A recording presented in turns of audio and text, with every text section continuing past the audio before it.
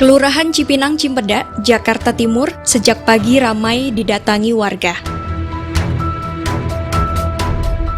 Mereka antri untuk membeli minyak goreng. Salah satu bahan pokok yang sejak beberapa bulan terakhir langka di pasaran. Jikapun ada, harganya melambung tinggi. Ini kan tinggi Pak, harganya mahal. Berapa emang sekarang? 32 di pasar tuh paling murah. Kalau di supermarket kayak Alfa begitu? Apa ada yang 28, ada yang tapi dibatasin, ada yang 30 lebih. Sungguh ironis, masyarakat harus antri minyak goreng, sementara Indonesia adalah produsen minyak kelapa sawit terbesar di dunia.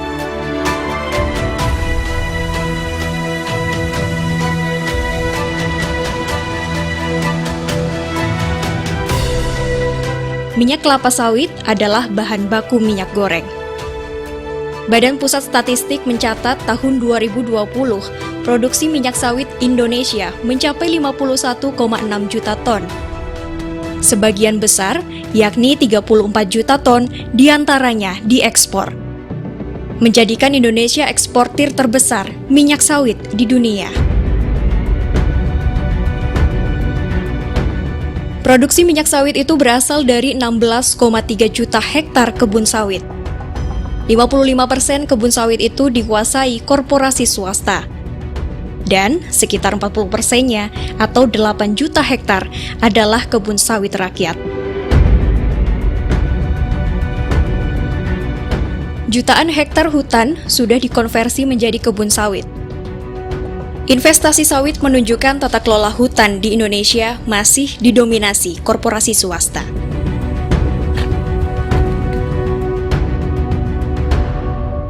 Namun realitas kelangkaan minyak adalah potret tata kelola hutan oleh korporasi tak serta-merta membawa kesejahteraan masyarakat luas.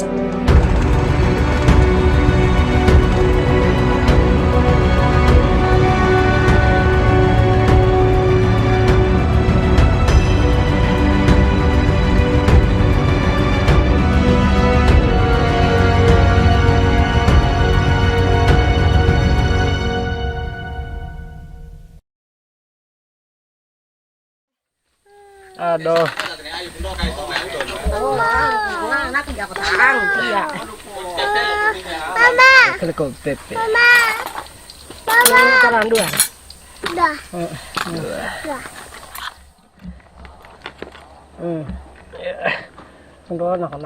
Udah benali ni hutan benali jambu. Oh ya dulu Pepe atau tuh.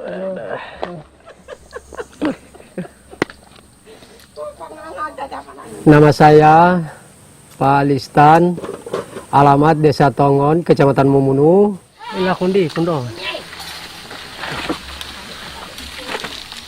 Listan adalah petani yang tinggal di Desa Tongon, Kecamatan Momonu, Kabupaten Buol, Sulawesi Tengah.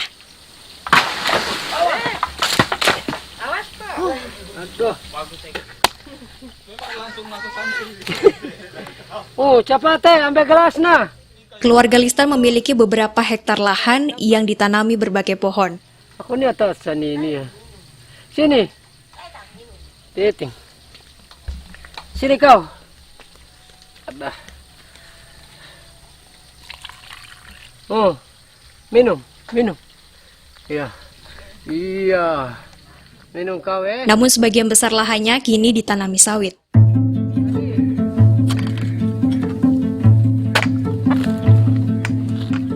Proses Listan menanami lahannya dengan sawit dimulai tahun 2009. Jadi dari tahun 2009, lahan kami digarap oleh PT HIP. PT HIP yang disebut Listan adalah Hardaya Inti Plantation, perusahaan milik konglomerat Harta Timur Daya Po. Hanya kalau tidak dikasih pendek itunya, ada potongan harga juga di situ. Tanaman di atas lahan Listan harus digusur dalam pembangunan kebun sawit. Benar. Listan merelakan tanamannya dibabat demi hasil lebih baik. tanaman kami yang sudah produksi digusur diganti dengan tanaman sawit. Karena pembicaraan pada waktu itu yang menjadi ketua lama Pak Suleman Batalipu, biar tidak kerja, kalau sudah tanam sawit tetap terima hasilnya.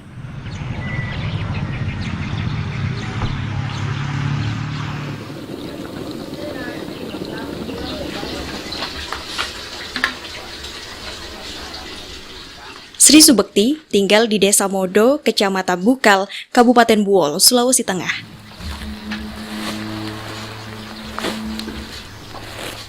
Bersama suaminya, Sugiman, Sri Subekti menjadi transmigran tahun 1980-an.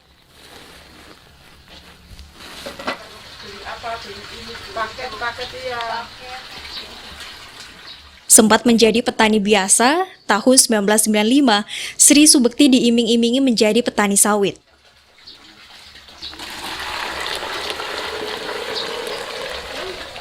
Sampai saya tergiur memelasmakan lahan karena dia bilang punya ibaratnya 3 pohon saja bisa nyekolahkan anak. Sedangkan waktu saya ngantar itu sertifikat ke CCM, pengurusnya dia bilang, oh ibu ini banyak lahan ini, ada 12 sertifikat. Dia bilang ibu setiap tahun bisa beli mobil. Listan dan Sri Subekti adalah bagian dari ribuan warga Buol yang lahannya diserahkan pada PT HIP untuk dijadikan kebun kemitraan plasma yang dikelola perusahaan.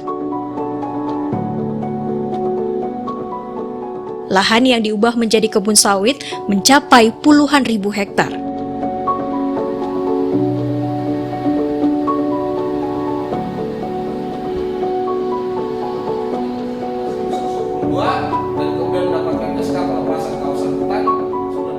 Sri Palupi adalah peneliti di Institute for Ecosok Rights. Akhir tahun 2021, Ecosok melakukan penelitian tentang dampak Undang-Undang Cipta Kerja terhadap tata kelola hutan. Sri Palupi mendatangi Dinas Tata Ruang Kabupaten Buol menelisik penggunaan lahan untuk investasi sawit. Paparan Dinas Tata Ruang Kabupaten Buol mengungkap izin lokasi terhadap PT HIP ternyata seluas 75.090 hektar. PT CCM yang terlihat di dalam slide adalah Cakra Cipta Murdaya, juga perusahaan milik Hartati Murdaya dan menjadi induk perusahaan yang membawahi PT HIP. Kalau kita review tadi 96 izin lokasi baru diterbitkan. Mereka sudah menanam dari tahun 95. Ya kan? Sudah menanam lebih awal. Izin lokasi baru dikantongi tahun 96 tapi menanam dari tahun 95. Awal pembukaan kebun sawit, PT CCM dan HIP menggunakan pola kebun inti yang mereka kelola sendiri.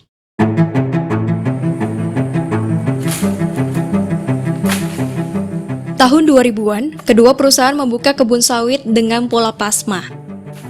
Artinya warga masih memiliki lahan mereka, namun operasional kebun mulai dari penanaman, pemeliharaan, hingga panen dilakukan oleh perusahaan. Listan tergabung menjadi petani plasma sawit. Kalau saya punya di plasma kurang lebih 14 hektar yang masuk di lahan plasma. Yang lahan kita buka, lahan dari orang tua dengan lahan dari orang tuanya dan kelompok.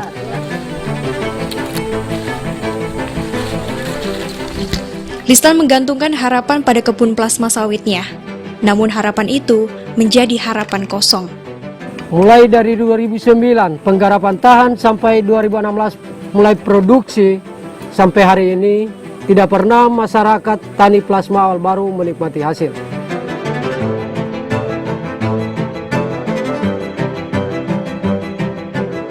Tak hanya Listan, petani plasma lain di Buol juga mengalami hal yang sama. Masih ada 8 hektar sekarang. Yang itu plasma ya? Iya, yang di plasma. Dan dengan hasil 100.000 itu sebulan? Iya, sebulan. Bukan sebulan lagi, berapa tahun itu dibayar. Ada 2 tahun itu kemarin itu. Sama sekali nggak dapat? Itu kan 2020 sama sekali tidak dibayarkan. 2019 juga barangkali 1 tahun terima 1 kali itu pun kurang hasilnya. Itu terus 2021 kemarin itu terima per hektarnya 270. Itu udah lama sekali nggak dibayar-bayar. Warga Buol yang menjadi petani plasma tergabung dalam 7 koperasi. Jumlah anggotanya ribuan orang.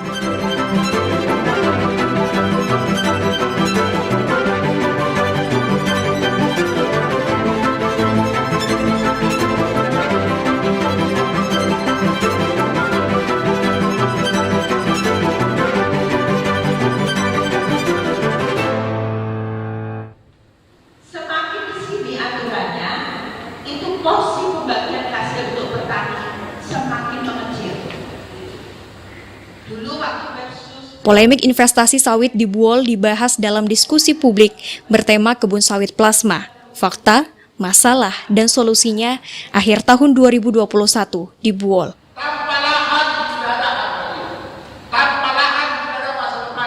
Pembicaranya Bupati Buol Amiruddin Rauf dan Sri Palupi dari Ekosok. Bupati Buol Amiruddin Rauf yang warga asli Buol menyebut proses pembukaan kebun sawit di wilayahnya bermasalah. Awal-awal penguasaan tanah oleh AIB, ya, itu tidak semuanya secara clear dan clean. Sebahagian besar tanah-tanah masyarakat itu dicatat, ya, sawah, kebun masyarakat, pondok-pondok masyarakat itu kemudian dibilas dengan bulldozer, ya, kemudian dijadikan kebun sawit. Siapa yang ada di belakang mereka? Mereka menggunakan kekuatan negara untuk menindas rakyat. kita silakan Ibu Sri Palupi. Sementara Sri Palupi menyoroti sistem plasma sawit yang semakin merugikan petani. KKPA. Masalahnya terletak pada kebijakan pemerintah yang tidak berpihak pada petani. Semakin ke sini bukan lagi masyarakat yang mengelola, tetapi perusahaan persis di sini. Ini yang membuat sistem kemitraan revitalisasi itu sistem yang paling merugikan petani. Karena apa?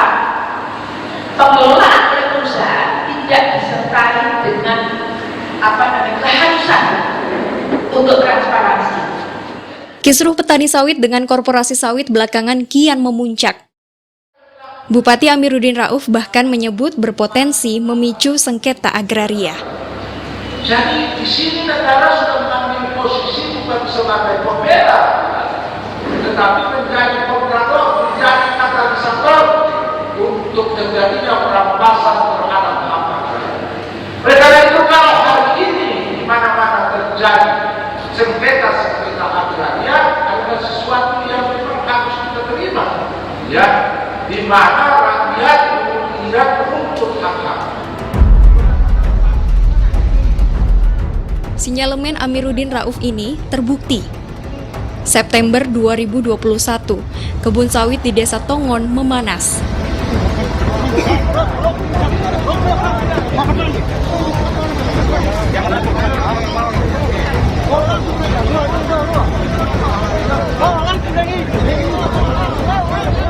Geram, hak-hak mereka tak dipenuhi PT HIP, puluhan anggota koperasi awal baru memblokir kebun plasma sawit mereka. Bahkan mereka juga kemudian memanen buah sawit dan menjualnya keluar daerah.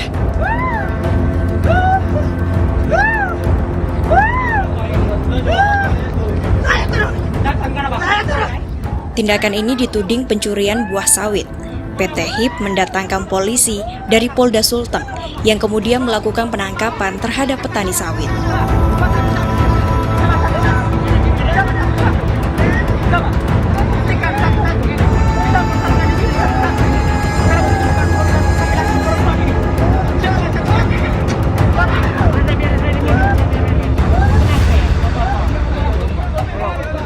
Listan yang menjabat ketua koperasi awal baru saat itu juga akan ditangkap.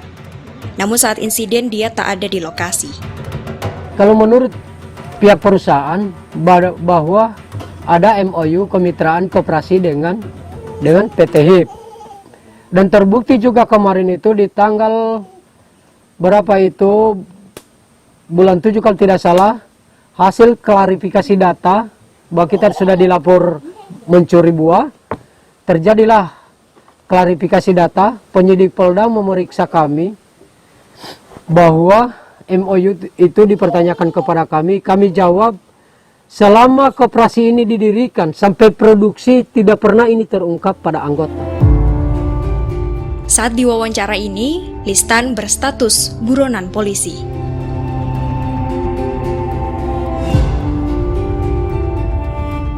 Luas perkebunan sawit di Buol mencapai 61.688 hektar atau 15,26% dari areal Kabupaten Buol seluas 404.357 hektar.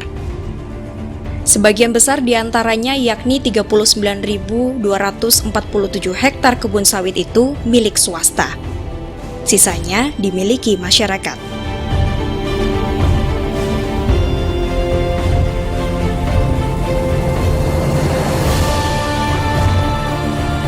Ini adalah daerah aliran Sungai Buol yang direkam tahun 2018.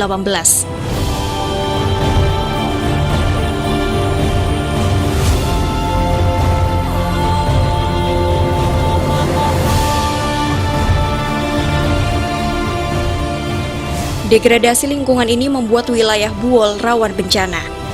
Bahkan pemerintah pusat menetapkan Kabupaten Buol sebagai kawasan kritis.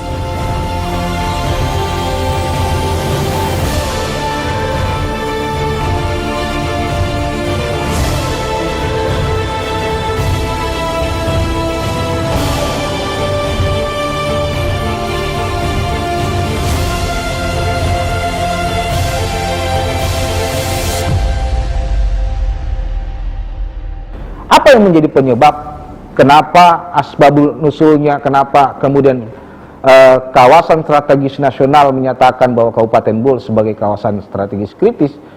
Karena salah satu indikator yang kemudian menyebabkan ditetapkan sebagai kawasan kritis adalah maraknya kegiatan perkebunan kelapa sawit pada wilayah-wilayah hulu.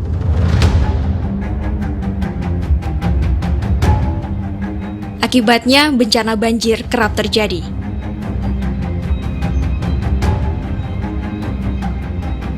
Ini adalah banjir besar di Kabupaten Buol tahun 2020.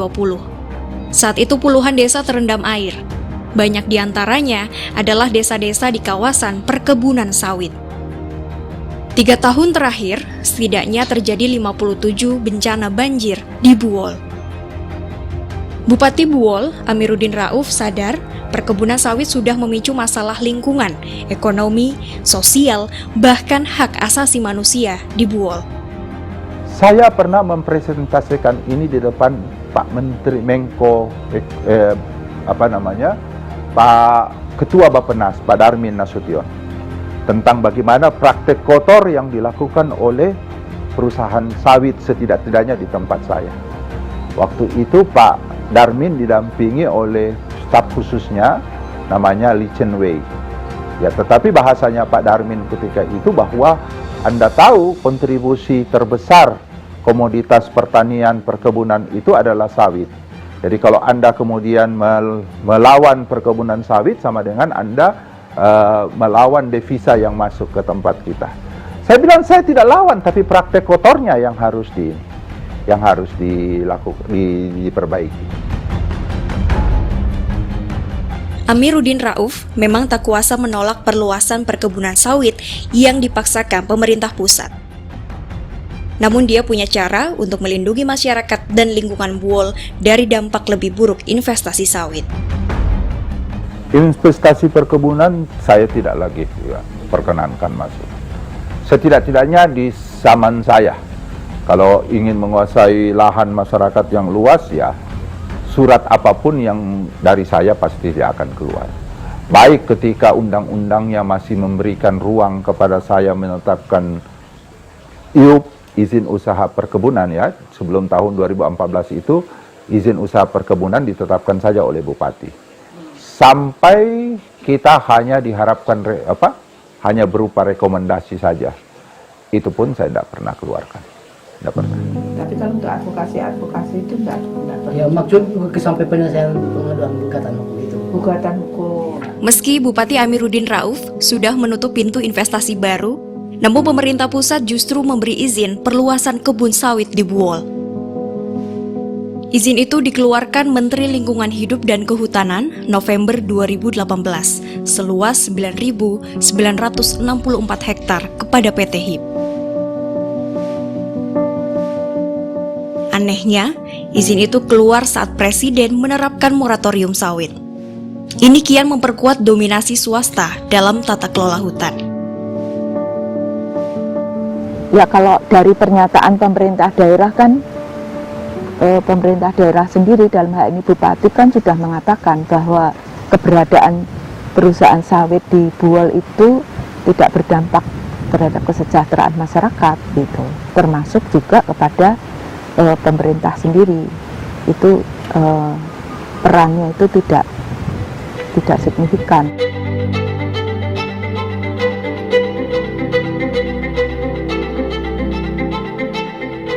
Wajah Kabupaten Buol yang pengelolaan hutannya didominasi swasta menarik perhatian Ekosok untuk membandingkannya dengan kabupaten tetangga, yakni Sigi.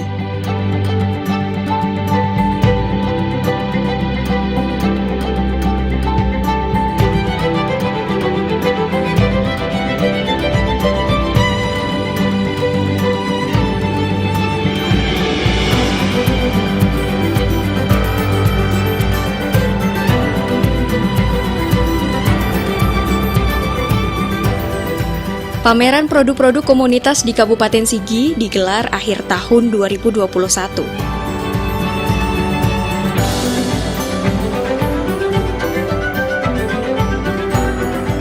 Sri Palupi tertarik dengan salah satu komoditas peserta pameran, kopi Kamanuru.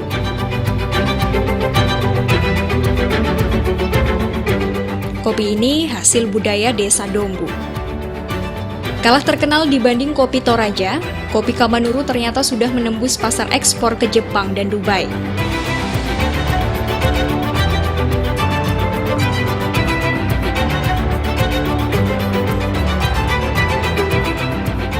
Penasaran, Sri Palupi memutuskan berkunjung ke Desa Dombu.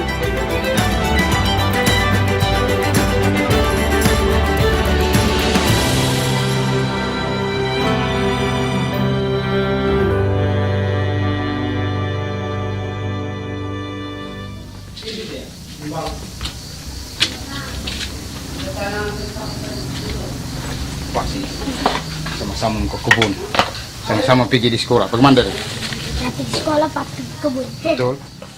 Nama saya Jasmon, biasa dipanggil Papa Deren. Pekerjaan saya sehari-hari sebagai petani kopi.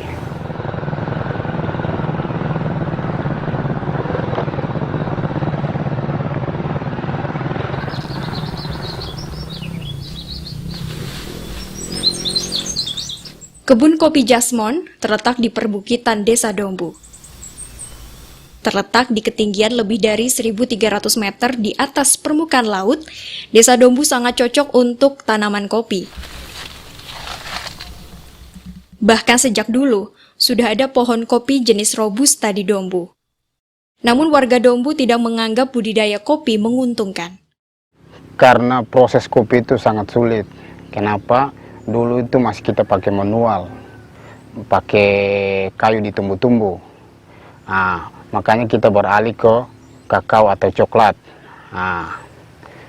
Lama kemudian, pas di waktu itu kakao, kacang merah, kacang panjang, kacang merah, jagung, itu semua yang kita olah sebelum kopi ini muncul. Kenapa misalkan kita petik yang hijau? Nah, yang hijau kita timbang Pak ya. Ini kan yang hijau nih. Oke, kita hijau Pak ya, kita timbang. Nah, ini 0 Pak ya. Iya. Lihat Pak Dagi. Nah, cuman 1,1. Artinya dalam 1 kilo kita butuh 1000 biji. Kan? 1 kilo kan 1000 gram. Kalau kita petik hijau, maka butuh 1000 buah. Gitu. Sekarang kita coba petik yang merah. Kita petik yang merah. Kita timbang, Pak. Ya, kita timbang. Kita timbang dulu, Pak ya. Bentar. Ini Pak lihat, Pak. 2,7 beratnya kalau petik merah.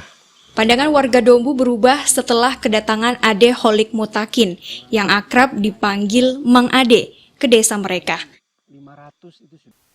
Mang Ade mengajukan pertanyaan sederhana yang menggugah warga Dombu. Jadi ditanya lagi, kalau di Dombu sini berapa jumlah penduduk? Saya katakan 200 sekian lah. Coba kali itu 200 sekian. Minum kopi satu hari paling 2 gelas atau 1 gelas. 1 gelas itu misalnya kita kasih harga 1.500 per gelas 1.500. Dikali 1 tahun, itu masih 1 orang. Jadi jatuhnya 1 tahun itu 1.800 sekian, 1.080 sekian. Pikir-pikir kayaknya, bagaimana kalau uang untuk kopi ini kita alihkan untuk pendidikan anak aja. Pendidikan anak aja. Nanti kita proses kopi, kita sendiri yang minum. Di situ kita mulai tertarik untuk mengolah kopi sendiri.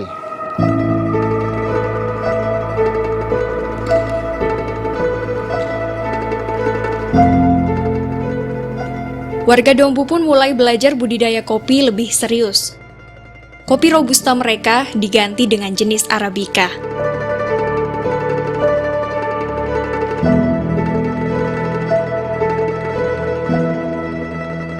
Keputusan warga desa Dombu membudidayakan kopi sebagai komoditas tak hanya memiliki alasan ekonomis, tapi juga ekologis. Terletak di puncak pegunungan Gawalise, desa Dombu bagaikan negeri di atas awan. Namun sayang, jika diperhatikan lanskapnya, banyak area pegunungan desa Dombu dan sekitarnya terlihat gundul.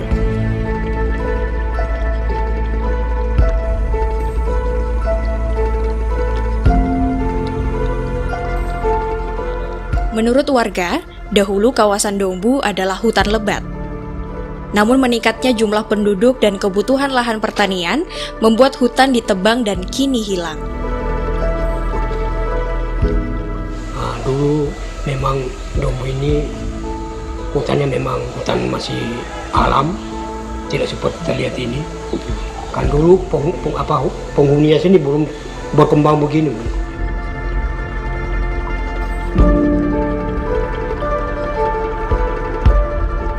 Jadi sehingga masyarakat bebas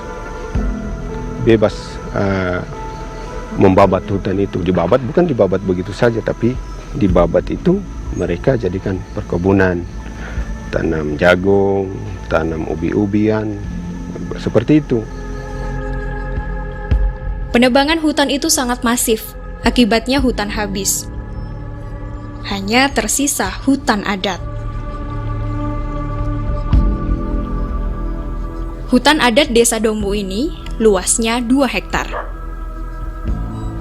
Di tempat-tempat seperti ini ada peninggalan orang tua dulu, nenek moyang dulu, seperti ada kuburan seperti itu.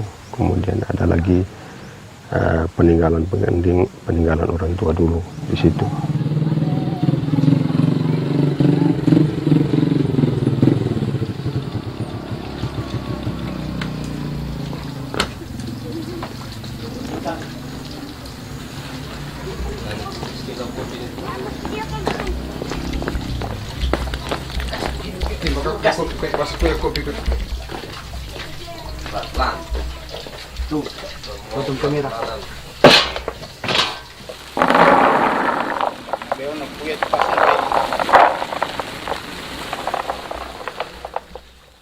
Kopi kini menjadi komoditas utama desa Dombu.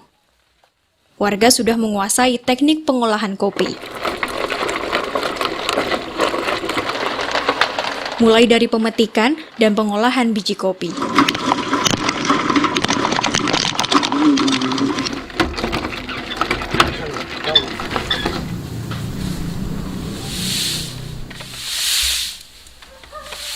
Warga juga membuat greenhouse sederhana agar pengeringan biji kopi bisa merata dan stabil.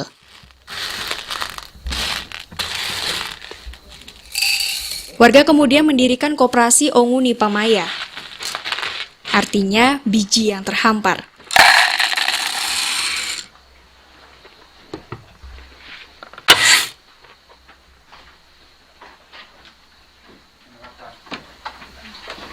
Bagaimana kadarnya Mama Deren?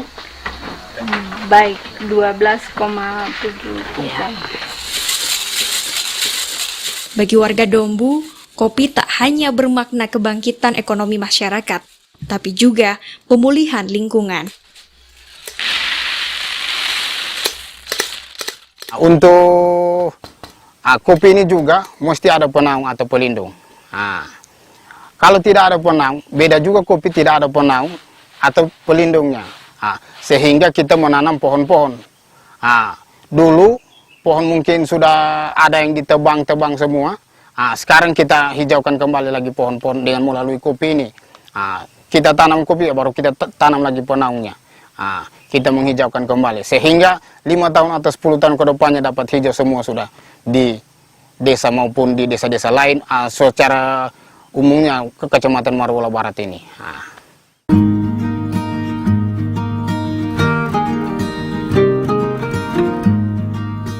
75% wilayah Kabupaten Sigi masih kawasan hutan. Sebagian besar adalah hutan konservasi dan hutan lindung dalam wilayah Taman Nasional Lorelindu. Pemerintah menetapkan Kabupaten Sigi sebagai kabupaten konservasi. Namun status ini ditolak Bupati Sigi, Muhammad Irwan. Sebab dengan status itu, masyarakat justru tidak mempunyai akses terhadap hutan. Saya menolak kabupaten konservasi, tapi menjunjung tinggi nilai-nilai konservasi. Dalam artian, ketika menjadi kabupaten konservasi kan kita terkukung juga. Sementara tidak ada nilai yang diberikan oleh negara kepada kita. Ketika kita menjaga hutan, saya ingin bahwa ada nilai yang diberikan. Misalnya minimal dalam pengelolaan APBD, kalau kawasan hutan itu harus dihitung. Tapi ini kan tidak. Yang dihitung hanya laut dan darat. Oke, kita tidak berkecil hati, tapi bagaimana caranya kawasan hutan ini menjadi nilai ekonomi yang baik tentunya.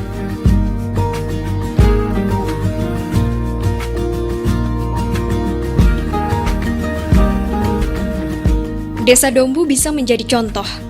Masyarakat Dombu memang pernah salah membabat hutan. Namun belajar dari kesalahan itu, kini masyarakat Dombu bertekad memulihkan hutan kembali. Harapan saya, biarlah pemerintah menyiapkanlah kalau bisa pohon-pohon yang bermanfaat untuk masyarakat khususnya yang ada di Dombu. Misalnya pohon aren, itu kan banyak manfaatnya itu. Iya, pohon aren, kemudian pohon-pohon yang lain, pohon cempaka, itu bisa mengandung air itu. Kemudian ada mahoni, kemudian dan yang lain-lain yang bisa menampung air istilahnya. Pohon-pohon itu dibutuhkan sebagai pohon pelindung kopi.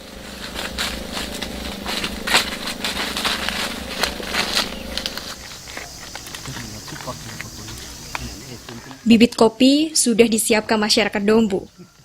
Targetnya per tahun akan ditanam 5.000 hingga 6.000 kopi di lahan kritis di Dombu. Sebelum kami melakukan pembibitan, kami melakukan penyertiran untuk benih yang kami somai. Jadi kami melakukan penyertiran ada 2. Yang pertama yang lurus jalur tengahnya, dan yang kedua ada yang bengkok. Jadi yang kami ambil yang lurus untuk kami pilih untuk disemai. Kenapa yang lurus kami ambil? Kalau yang lurus kami ambil, ketika kami semai itu tumbuh ya lurus. Kalau yang bengkok berarti bengkok juga dia tumbuh. Itu sampai kami pisahkan yang lurus dengan yang bengkok jalurnya itu. Harapannya adalah ketika dikelola oleh adat masyarakat yang bekerja, penanaman pohon, misalnya durian, saya ingin bahwa ada korporat rakyat, bukan korporat swasta. Korporat rakyat ini maksudnya kerjasama, misalnya mereka menanam durian di sepanjang ratusan hektar, kopi dan seterusnya. Ini mereka kelola bersama untuk ekonomi dia bersama, sehingga kawasan itu tidak hancur, tidak rusak. Sinergi masyarakat dan pemerintah baik di tingkat lokal maupun pusat sangat dibutuhkan untuk menjaga kelestarian hutan. Namun yang terjadi malah sebaliknya. Sehingga berdasarkan mekanisme tata tertib pasal 312 dan 313 mengacu kepada pasal 164 yang disampaikan tadi. 5 Oktober 2020, DPR mengesahkan Undang-Undang Cipta Kerja. Di dalam forum rapat paripurna. Cocok. Bisa disepakati? Sepakat semua. Undang-undang yang diajukan oleh Presiden Joko Widodo itu dirancang mempermudah masuknya investasi ke Indonesia. Salah satu dampak dari UU Cipta Kerja itu adalah memburuknya tata kelola hutan. Ekosok ingin melihat dampaknya di lapangan. Ya, kalau terhadap tata kelola hutan ya UU CK ini kalau dibaca pasal-pasalnya udah jelas. Ini punya dampak besar terhadap tata kelola hutan.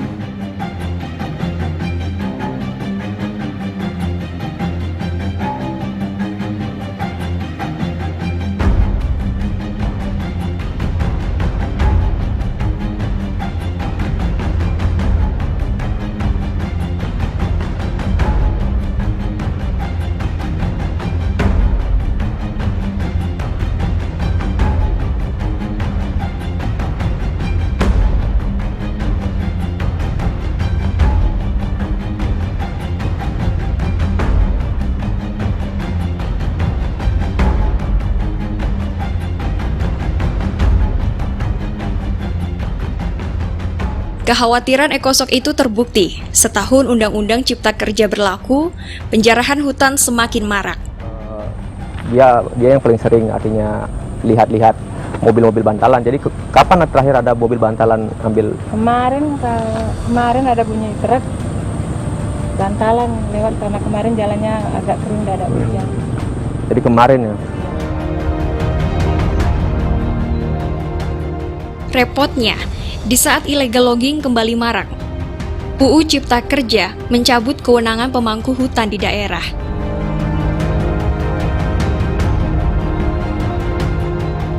Ini adalah kantor Kesatuan Pengelolaan Hutan Pogogul, Kabupaten Buol. KPH Pogogul bertanggung jawab mengawasi kawasan hutan di Kabupaten Buol seluas 200.000 hektar.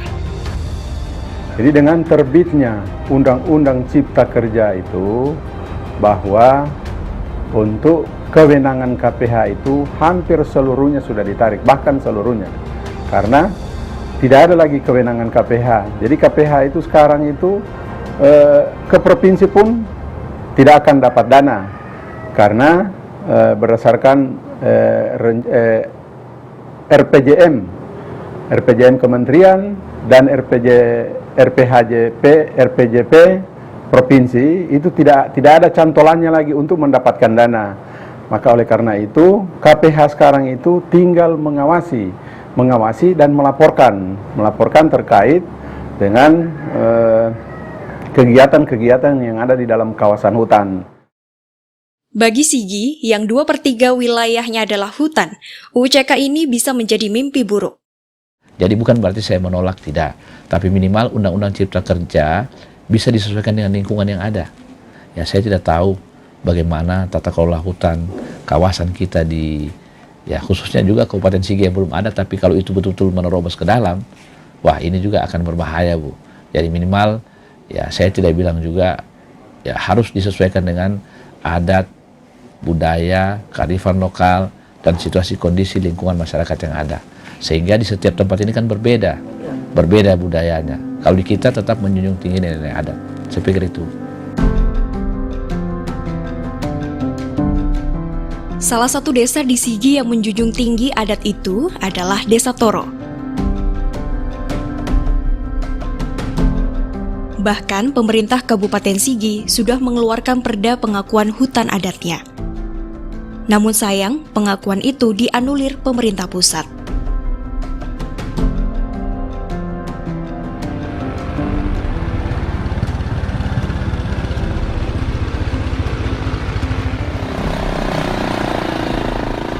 Namanya Yanwin, pekerjaannya sebagai tondongata.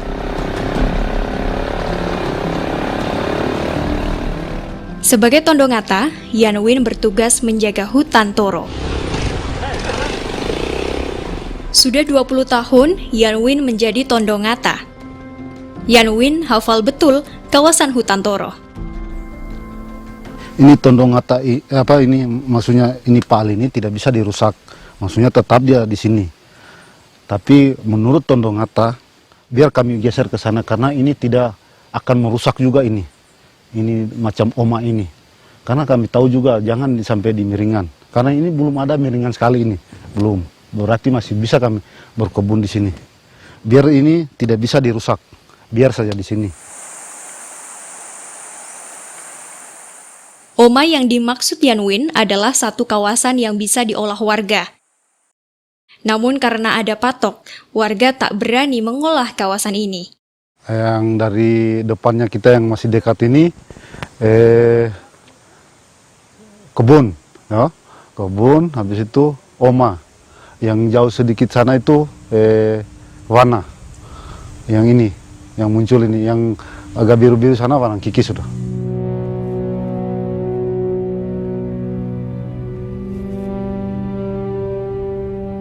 Batas-batas hutan yang dijelaskan Yanwin ini bukan hanya batas imajiner. Warga Toro bahkan sudah memiliki peta zonasi hutan mereka. Satu ini wilayah Dusun 2 yang posisi sekarang kantor desa kita ada di sini. Zonasi hutan Toro terbagi menjadi 3, yakni Oma, Wana, dan Wanang Kiki.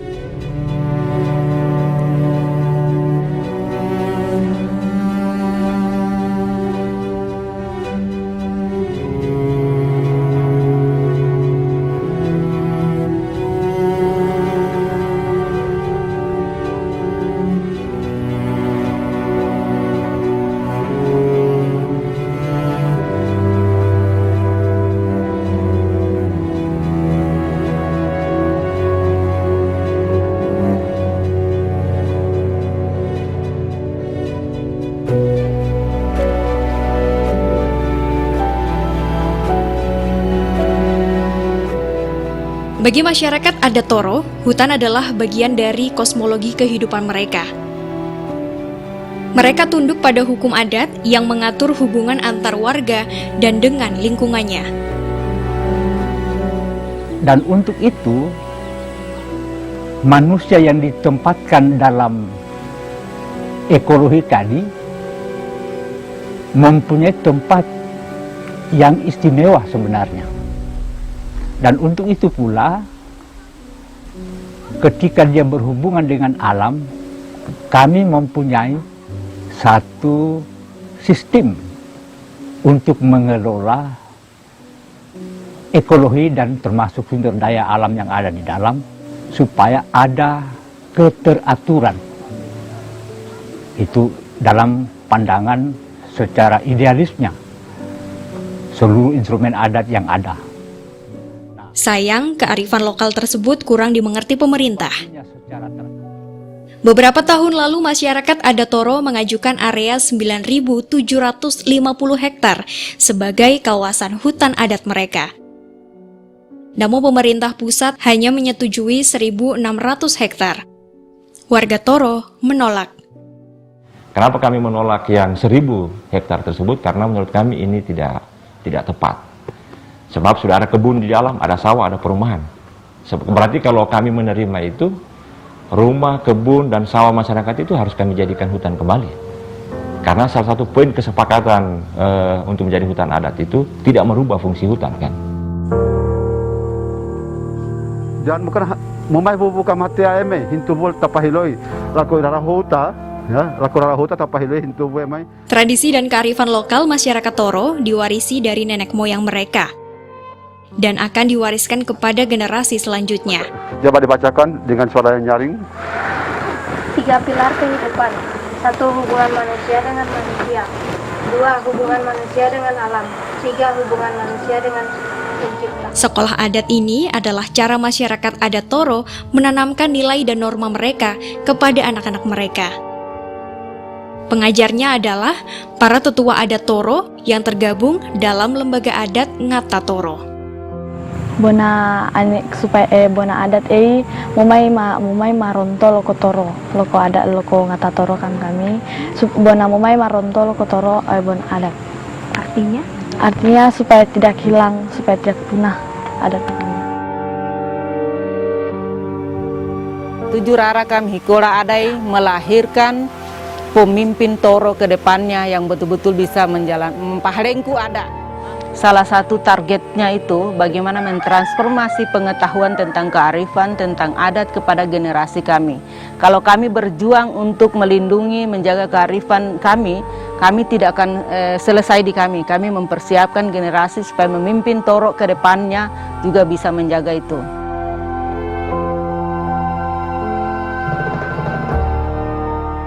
Kabupaten Buol dan Sigi menghadapi masalah masing-masing dalam pengelolaan hutan. Namun, dua daerah itu menunjukkan tata kelola hutan lebih berdampak positif jika melibatkan partisipasi masyarakat secara aktif.